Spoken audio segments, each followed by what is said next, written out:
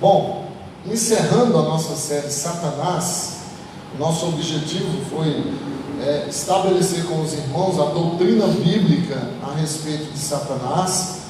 Os folclóricos, irmãos, que são lá da África, né? Os nomes utilizados aí pelos terreiros de macumba, eles são mais folclóricos. A Bíblia não apresenta esses nomes. Nós vimos os nomes, as estratégias de Satanás, as fraquezas, mas Satanás tem um crente que tem fé e que ora, e vamos ver agora a sua derrota. A Escritura, ela finaliza a doutrina a respeito de Satanás falando da sua derrota. E eu quero começar falando o seguinte: quem me conhece sabe que eu tenho pavor a serpentes. Pavor. Na casa eu até já falei, se aparecer uma cobra, cada um por si. Não contem comigo. Então está todo mundo avisado, aqui também na igreja, não contem com o pastor. Pode contar para qualquer coisa, mas se aparecer uma cobra pequena, grande ou média, não contem comigo. Ok? Mas ao mesmo tempo, eu gosto de estudar. A serpente, já li muita coisa. Eu tinha um livro, uma enciclopédia, que era só sobre serpentes. Aí eu emprestei, não me devolveram. Eu empresto muitos meus livros. Quem não devolver os livros que eu empresto, eu vou as pragas do Egito sobre essa pessoa. Não devolve os meus livros. Então, tem muitos aí que pegam e não devolvem. Mas eu li muito e vejo muitos documentários sobre serpente. Algumas curiosidades, só para você ter ideia do que é uma serpente. Eu conversei com um presbítero, ele é veterinário, e ele me deu uma boa definição. Ele falou: pastor, a serpente, ela é um tanque de guerra. Ela é tecnológica, ela é bélica, ela tem aparatos para uma guerra. Você tem uma ideia, 1 grama do veneno da naja, pesquisa que eu fiz, 1 grama do veneno da naja mata 150 pessoas. 1 grama. Que língua venenosa, hein? A cobra real, que é a maior cobra venenosa do mundo, come outras cobras, ela chega a 4 metros de... Uma única picada dela pode matar um elefante em 4 horas. Um elefante, tem ideia do que é um elefante, né? Mas a serpente mais venenosa do mundo é a serpente marinha, chamada serpente de bico. Essa cobra, ela é encontrada em alto mar, sobretudo na Ásia e na Austrália, né? Tudo que é venenoso, irmãos, está lá na Austrália. É impressionante. A Austrália é incrível. Essa é a serpente mais venenosa conhecida do mundo. Alguns miligramas dela podem matar, alguns miligramas, pasmem, da serpente de bico marinho, mata 1000 homens. Tal a potência que é essa toxina. Alguns pescadores que têm mais contato com ela, porque eles pescam na rede, ela vem junto, e foram picados e morrem em questão de minutos. É uma toxina muito poderosa. Além disso, tem cobra que voa, né, que plana de uma árvore na outra. Ela desenvolveu essa habilidade. Cobra que come outra cobra, come os filhotes, né, deu muito trabalho ali no parto, ela come e pronto, acabou. Pronto, acabou, tá? Cobra que finge que está morta. Então, de fato, é um tanque de guerra. Agora, por que eu estou falando de cobra? Porque a Bíblia, quando fala de Satanás, uma das figuras é a serpente. Então, nós percorremos alguns textos bíblicos para conhecermos a personalidade, as estratégias, as sutilezas de Satanás. E vamos terminar com o Apocalipse, no capítulo 12. Eu pretendo trabalhar todo o capítulo, a parte dele, né? Aliás, são 18, todo ele, 18 versículos. Mas nós vamos ler apenas o verso 9, que é a descrição da derrota de Satanás. Olha aí, Apocalipse 12, eu vou pedir para você ficar com a sua Bíblia aberta, porque eu vou recorrer sempre a esse capítulo. Mas nós vamos ler o verso 9. Diz assim o verso 9: E foi expulso o grande dragão, a antiga serpente, que se chama Diabo e Satanás, o sedutor de todo mundo. Sim, foi atirado para a terra, e com ele os seus anjos. Então veja bem que aqui, como ele é expulso, ele é atirado à terra, mostra a derrota de Satanás, tá? Eu vou depois, mais à frente, falar um pouquinho sobre o termo expulso aqui que João utiliza para mostrar a derrota de Satanás. Nós vamos nos ater primeiramente a essa figura, a essa imagem de Satanás como serpente e como dragão. Bom, o capítulo 12, irmãos, de Apocalipse, é a descrição de uma luta ferrenha entre a igreja de Cristo, os anjos celestiais, o próprio Cristo e Satanás. Por isso ele é simbolizado aqui por essa serpente venenosa que está no versículo 9 que nós lemos. Mas não só isso, no próprio Apocalipse, João usa outros nomes para Satanás, que nós vimos no nosso primeiro estudo. O grande dragão, aqui ele menciona isso, antiga serpente, o diabo, não é? E Satanás, enganador, para identificar a personalidade, a sutileza e, sobretudo, o poder de destruição de Satanás. Então veja que a Bíblia começa com uma serpente no Éden, sendo o veículo de Satanás, e ela termina com a mesma figura. Agora presta atenção que aquela serpente virou um monstro. Ela cresceu.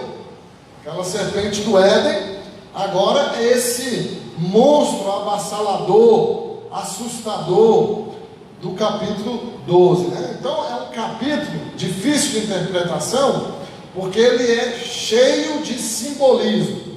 Mas eu quero facilitar para os irmãos, para que você entenda bem o estudo.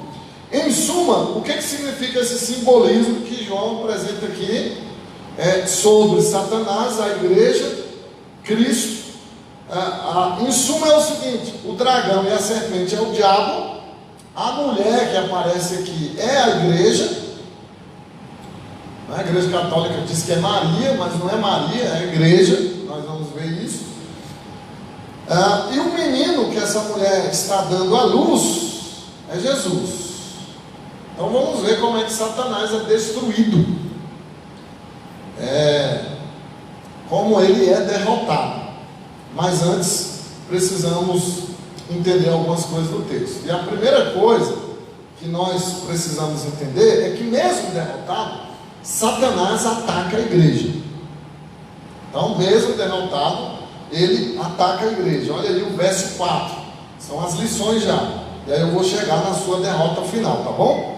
Vamos seguir o fluxo do texto. Então no verso 4 diz assim: a sua cauda, a da serpente, ou a do grande dragão, arrastava a terça parte das estrelas do céu, as quais lançou para a terra. E o dragão se deteve em frente da mulher que estava para dar à luz, a fim de lhe devorar o filho que nascesse.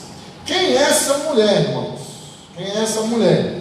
É a primeira coisa que nós precisamos estabelecer na interpretação desse capítulo. Essa mulher radiante, essa mulher, ela é descrita por João em 6 aspectos. Eu queria que você acompanhasse comigo aí na sua Bíblia. Para a gente entender essa mulher, vamos observar 6 aspectos que João menciona dela. O primeiro aspecto é que ela é símbolo da igreja. Verso 1, o verso 2 mostra isso. Viu-se grande sinal no céu, a saber, de uma mulher vestida do sol, com a lua debaixo dos pés e uma coroa de 12 estrelas na cabeça, que, achando-se grávida, grita com as dores de parto, sofrendo tormento para dar à luz. A igreja católica diz que é Maria, por causa de uma interpretação óbvia, né, bem literalista, de que é Maria que dá à luz a Jesus. Mas, irmãos, é mais coerente nós entendermos essa mulher como a igreja. É assim que os intérpretes mais conhecidos e reformados interpretam essa mulher. Porque a igreja dá a luz, ela dá a luz, foi por meio da igreja que Cristo nasceu. Sempre houve igreja, não há essa separação de Antigo Testamento com Novo Testamento, sempre houve igreja, e Cristo veio por meio de pessoas da linhagem de Deus, que eram obviamente da igreja do Senhor. Então, hoje a igreja continua dando a luz a discípulos de Cristo, a pessoas que irão perfilar as fileiras da igreja. Então, para nós entendermos isso, não podemos associar com Maria, ela ter essas coroas, ela ter esse resplendor, a igreja que tem o resplendor da glória de Cristo. A igreja vem os 12 apóstolos, então a igreja, ela de certa forma sim dá a luz aos cristãos. Essa mulher radiante, diz aí o versículo 1, o sol, ela tem Cristo, ela reverbera a glória de Deus, e isso tudo está presente não em Maria, está presente na igreja de Cristo. É a igreja que refugia a glória de Deus na terra. Ela exerce domínio, é o terceiro aspecto, porque ela tem a lua debaixo dos seus pés, e isso significa domínio. Não pode ser Maria por isso. A Maria era uma pecadora, foi uma mulher escolhida por Deus, deve ser admirada, obviamente, mas ela é pecadora. Se você ler o Cântico de Maria, capítulo 2 de Lucas, ela mesma diz que é pecadora, ela não tem esse domínio, né? A cabeça da igreja é Cristo, que tem poder, que subjuga todas as coisas, e a igreja está em Cristo. Então essa autoridade de subjugar, que demonstra aqui o versículo 1, a lua debaixo dos seus pés, ela é dada por Jesus à igreja. O quarto aspecto é que ela é vitoriosa, porque ela tem as coroas, as estrelas. Então ela é vencedora, e aqui começa a derrota de Satanás, que vem por meio de Cristo e também por meio da igreja, já que a igreja está em Cristo, e a vitória de Cristo é a vitória da igreja. O outro aspecto, o quinto aspecto, é que ela está grávida. O verso 2, porque a missão da igreja é dar a luz a Cristo segundo a carne. Então Jesus nasceu dessa linhagem, e é essa linhagem que Satanás tentou de todas as formas interromper, em várias situações, que nós veremos mais abaixo. Então, ao longo da história da salvação, registrado no Antigo Testamento e no Novo Testamento, Satanás tenta impedir o nascimento do Messias. A missão da igreja é dar a luz.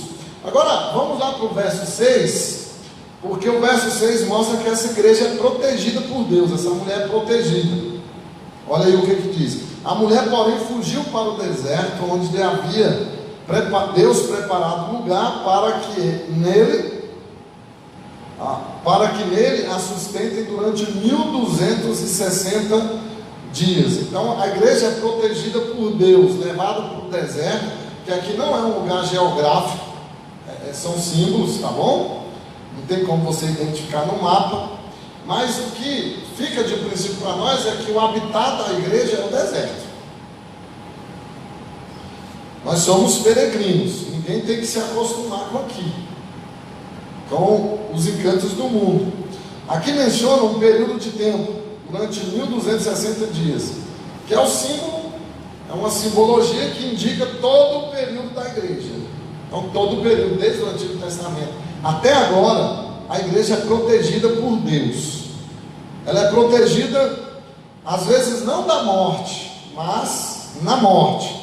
Porque o verso 11 diz o seguinte: eles, pois, o venceram por causa do sangue do Cordeiro, por causa da palavra do testemunho que deram, mesmo em face da morte. Não amaram a própria vida. Então veja bem, Deus não livra a igreja da morte, mas da morte. Muitos foram mártires, muitos continuam mártires. É uma igreja que ela sofre o martírio. O deserto aqui é a alusão aos 40 anos no deserto, Elias no deserto, João Batista no deserto, o próprio Jesus no deserto, porque o deserto tem toda essa função pedagógica de dependência de Deus, de provação temporária e de treinamento espiritual. O fato é, essa igreja ela é protegida, Deus a leva para o deserto para protegê-la. E essa proteção, irmãos, nós vemos desde o capítulo 7. Lá no capítulo 7, verso 3 de Apocalipse, e também no capítulo 9, verso 4, repete a mesma ideia, a igreja recebe um selo. O selo é proteção. Aí no capítulo 11, verso 1, ela recebe uma medida, que também é de proteção. Agora, a igreja é protegida, levada para o deserto, e no verso 14, Deus dá asas a essa igreja, né? A mulher, que simboliza a igreja. Veja o verso 14, foram dadas à mulher as duas asas da grande águia, para que voasse até o deserto, ao seu lugar, aí onde é sustentado durante um período de tempo, metade de um tempo, fora da vista da serpente. Então tudo isso é proteção. Essa mulher significa a igreja. E a primeira lição que nós vemos no texto é essa: que mesmo Satanás expulso, derrotado, ele ataca a igreja. Então, ele ataca a igreja. E qual é o objetivo dele atacar a igreja? Aí nós vamos para a segunda lição, que é atacar Cristo. Mesmo derrotado, ele ataca Cristo. Ainda no verso 4, ele está atrás da mulher grávida, da igreja que dá a luz a Cristo e a cristãos. Ele está atrás para quê? Para devorar o menino. Olha aí, a fim de lhe devorar o filho quando nascesse. Então veja bem que Satanás sabe que da igreja vem o Messias. No Antigo Testamento ele tentou de todas as formas impedir o nascimento de Jesus. Onde? Você se lembra? Não, Moisés é muito tarde, ele começa cedo. Viu como é? Satanás começa cedo, irmãos. Você está dormindo e ele está planificando como é que ele vai derrubar você. Ele não tira férias. Quem tira é a gente, que é besta. Ele não. Ele não pensa. Já vi crente falar assim: não, eu não sou importante para o diabo. Você que pensa. O diabo não vai perder tempo comigo. Vai sim, Senhor. Ele vai. Então, começou com quem? Caim e Abel. Ali ele já quis interromper a descendência, porque ele sabia que de Abel vinha o Messias, e ele matou Abel. É por isso que a Bíblia diz o seguinte: que Caim é do maligno. Caim é do maligno. Então, Satanás ataca a Cristo. O seu objetivo é atacar Jesus. Por quê? Porque Jesus é o Messias vencedor. Verso 5: nasceu depois um varão que há de reger todas as nações. Ele não quer isso. Foi arrebatado para o trono de Deus. Quando que Jesus foi arrebatado? Na ascensão. Jesus está no trono com Deus. Que ele é o Messias vencedor, que nasceu para ser rei. Seu reinado é universal, invencível e irresistível. E ele quer de todas as formas impedir isso. Ele tentou impedir. Jesus é rei. Então Satanás é vencido por Jesus. E a sua grande obsessão, a obsessão de Satanás, é matar o filho da mulher. Então, quando a igreja, por exemplo, sofre aflições e perseguições, qual é o objetivo dele? Primeiro, é atacar a igreja, não é atacar Jesus. Lembra que quando Jesus encontrou Saulo de Tarso, no caminho a Damasco, o que Jesus disse para Saulo? Saulo, Saulo, por quê? Me persegues. Mas ele não estava perseguindo Jesus, ele era um religioso zeloso. Ele estava perseguindo a igreja. Quem persegue a igreja, persegue Jesus. Quem bate na igreja, bate em Jesus. Quem desvaloriza a igreja, desvaloriza Jesus. Quem trata a igreja como apêndice como nota de rodapé na sua vida, está fazendo isso com Jesus. Não pense você que é com a igreja, não. É com Jesus, porque a igreja é dele. Então, quando Satanás ataca a igreja, na verdade ele quer chegar até Cristo. A sua obsessão é atacar Jesus. Então, ele começa lá, Caim matando Abel. Depois ele vai lá em Faraó, matando todas as crianças. Então, depois Saul tentando matar Davi. Amã, lembra de Amã? Tentando matar os judeus. Herodes, repete a história. Herodes, quando Jesus nasce, mata todas as crianças com menos de 2 anos. É aleatório, irmãos? Claro que não. Foi por acaso? Não. E Satanás continua com a sua estratégia, mudando leis, mudando costumes, abortos. Ele ama matar bebês. Ele ama matar bebês. Mas veja que ele é derrotado aqui. O verso 9 que nós lemos fala que ele foi expulso. Aí o verso 10 diz o...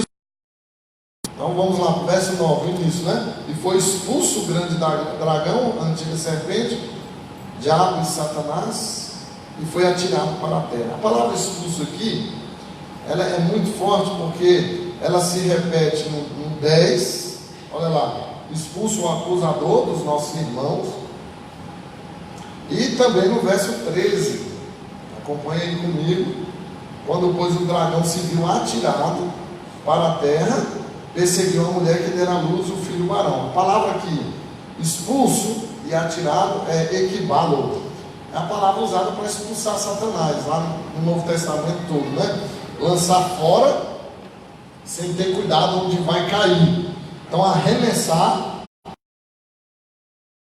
Então, essa é a ideia que Satanás foi derrotado. Esse verbo aqui, expulso, ele indica a derrota de Satanás. Por quê? Porque ele tentou no verso 4 devorar o menino, mas no verso 5 o que Deus fez? Arrebatou o menino. Arrebatou o menino. Ele vai ainda lá no verso 9, ele luta com os anjos, né? Foi atirado para a terra e com ele, não, aqui são os anjos, mas mais embaixo aqui, deixa eu ver, onde ele luta com, verso 7, houve peleja no céu, Miguel e os seus anjos pelejaram contra o dragão, também pelejaram o dragão e seus anjos, verso 8, todavia não prevaleceram. Então é só derrota. Ele perde para a igreja, ele perde para Jesus e ele perde para os anjos. Ele persegue a mulher, que é a igreja, Deus prepara um deserto seguro para ela. A serpente tenta afogar a mulher numa torrente de rio, verso 15. Olha aí comigo. Então a serpente arrojou da sua boca. Vejam que, para manter a coerência da simbologia, é o veneno, né, da serpente. Ela tem serpente na boca. Aqui a simbologia é um rio. Então ele arrojou da sua boca um rio atrás da mulher, a fim de fazer com que ela fosse arrebatada pelo rio. Verso 16, vem o socorro de Deus. A terra, porém, socorreu a mulher, e a terra abriu a sua boca e engoliu o rio que o dragão tinha arrojado de sua boca. Então, veja que ele perde em todas as instâncias. Ele perde contra a igreja, ele perde contra Cristo, ele perde contra os anjos celestiais. Então é uma derrota completa e definitiva. Mas mesmo derrotado, ele ataca mortalmente. Então ele ataca a igreja, ele ataca Cristo, e ele ataca mortalmente, que é o verso 15, que nós acabamos de ler. Essa é a ideia do rio. Não é? Então isso descreve bem a Satanás, a sua pessoa, tá? Isso dele ser dragão e serpente. É interessante como essas simbologias, elas têm a toxina concentrada na boca. Normalmente a gente imagina o dragão, aquele dragão medieval com asa que solta fogo, né? Mas não, o dragão, o animal é comodo. Ele tem uma saliva extremamente tóxica. Se ele te morder, você morre um pouco serpente. Então, são simbologias que se entrelaçam de maneira perfeita e harmônica, porque ele está falando de como Satanás age, né? De quem é Satanás. Verso 9, ele é um ser pessoal. O dragão, ou essa serpente, é pessoal. Ele não é mito, não é figura lendária, não é figura folclórica. Satanás não é impessoal, ele não é uma energia negativa. Satanás é um anjo caído. Ele tem vontade, ele tem planos, ele tem estratégias. Olha aí comigo, por exemplo, ele tem cólera. Verso 12 mostra a cólera dele. Por isso festejai aos céus e vós, os que nele habitais. Ai da terra e do mar, pois o diabo desceu até vós, cheio de grande cólera, sabendo que pouco tempo lhe resta. Então veja bem, irmãos, Satanás, ele é real porque ele tem cólera, ele tem ira contra a igreja. Verso 17 mostra essa ira. Irou-se o dragão contra a mulher é a igreja. Satanás odeia a igreja,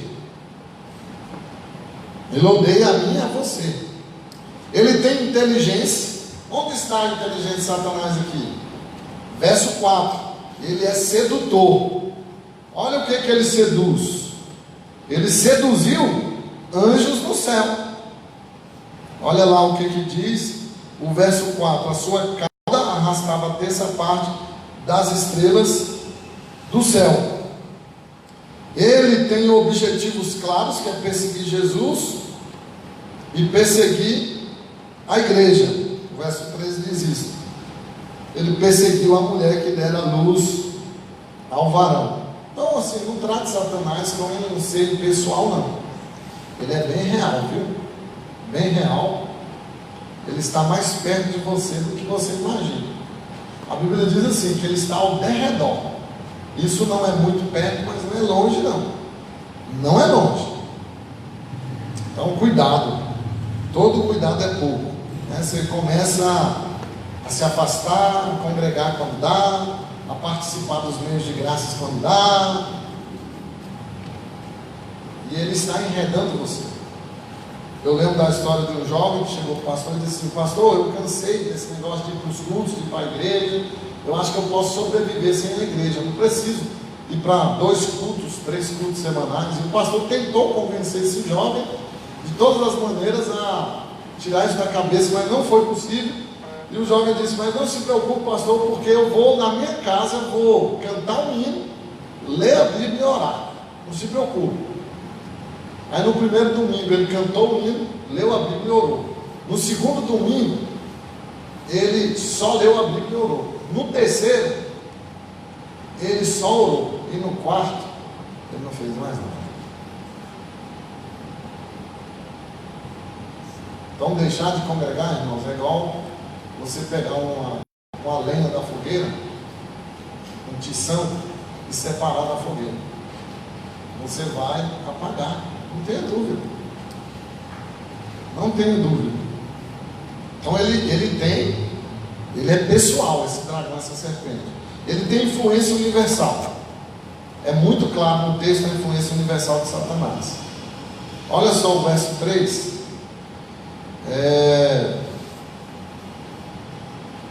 Ele tem 7 cabeças. Então, viu também outro sinal no céu, e eis um dragão grande, vermelho, com 7 cabeças. Isso representa poder, autoridade. Por que ele tem autoridade universal? Porque o verso 9 diz que ele seduziu todo o mundo. Olha aí, o verso 9 diz o seguinte: que ele é sedutor de todo o mundo. Mas ele não tem só 7 cabeças. Irmãos, é simbologia, pelo amor de Deus. Não sai daqui. O pastor disse que o diabo tem 7 cabeças. Isso é simbologia. Ele nem é vermelho. E ele não é um dragão vermelho. Assim. Ele está mais com uma loira, uma morena. Ou um cara bonitão, né? Também. Olha só, ele tem também 10 chifres. O chifre é a capacidade de destruição. Já viu o que um chifre faz? Um animal? Pois é, isso é destruição. Diz que ele tem diademas. Ele tem 7 diademas. Diadema é realeza, né? É governo, melhor dizendo. Então ele influencia não só um povo, uma nação. Satanás tem um reino. Vocês se lembram que Satanás tem um reino? Há vários textos que falam do reino de Satanás. Colossenses 1,13, ato grande. Então isso é terrível, é perigosíssimo. O vermelho aqui do versículo 3, ele é um grande dragão vermelho. É a sua capacidade de provocar morte. Eu não tenho dúvida de que todos esses abortos são obras de Satanás. Imagina, irmãos, quanto sangue ele não derrama, quanta capacidade de morte. Ele é assassino, sanguinário, cruel. Bom, chamado de serpente é porque ele tem veneno mortífero. Olha aí, verso 15: ele arroja veneno da sua boca contra a igreja. Mas há um poder aqui de Satanás que ele é o mais perigoso, que ele é sedutor. Veja aí o verso 4, ele seduz o mundo angelical, os próprios anjos caíram com ele. O verso 9, ele seduz todo mundo, é muito grande. Ele é acusador. Verso 9 diz isso: diabo, o sedutor de todo mundo,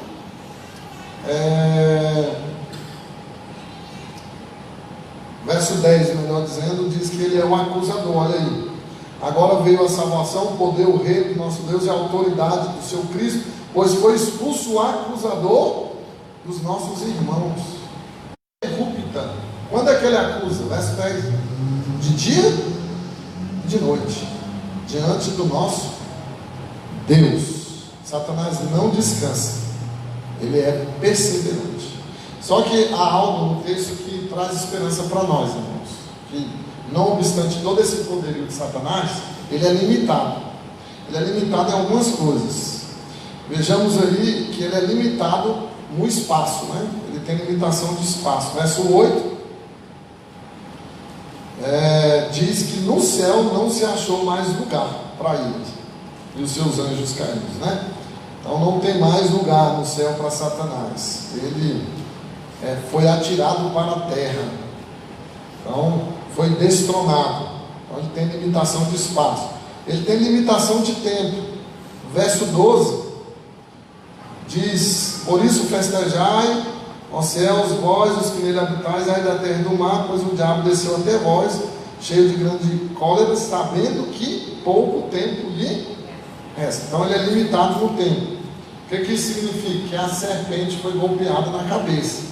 Ela está ferida, ela vai morrer. Não é? Então, Satanás, ele está se debatendo, ele está atacando, porque ele sabe que a sua sentença já foi lavrada, que lhe resta pouco tempo. Para quê? Para ser lançado no lago de fogo. Então, resta pouco tempo para Satanás. Ele também tem limitação de poder. Verso 7, ele perdeu para os anjos, para Miguel e os seus anjos que lutaram contra ele. Ele foi vencido por Jesus, foi vencido pela igreja. Então isso tudo mostra limitação de poder. Bom, até aqui nós vimos que Satanás, mesmo derrotado, ele ataca. Agora vamos saber por que ele é derrotado, à guisa de conclusão e também de aplicações. Satanás é derrotado, irmãos, por causa da intercessão de Cristo, da ação intercessória de Jesus. Diz o verso 5 que Jesus foi arrebatado para o céu. E o que Jesus faz lá no céu? Agora eu quero que você abra em Hebreus capítulo 7, para a gente entender o que ele está fazendo lá por nós.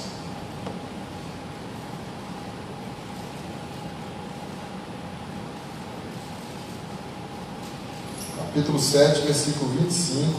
Isso aqui é lindo demais. Se não fosse isso aqui, a gente estava enrolado.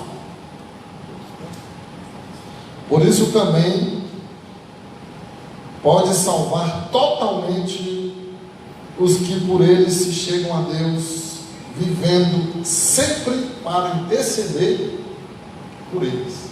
Satanás nos acusa sempre, de dia e de noite, e Jesus intercede sempre por nós, irmãos. Não fosse a ação intercessora, ele ascendeu ao céu, se sentou no trono, e somos informados em Hebreus que ele intercede por nós. A sua intercessão, ela é plena e eficaz, e nenhuma acusação pode prosperar contra nós.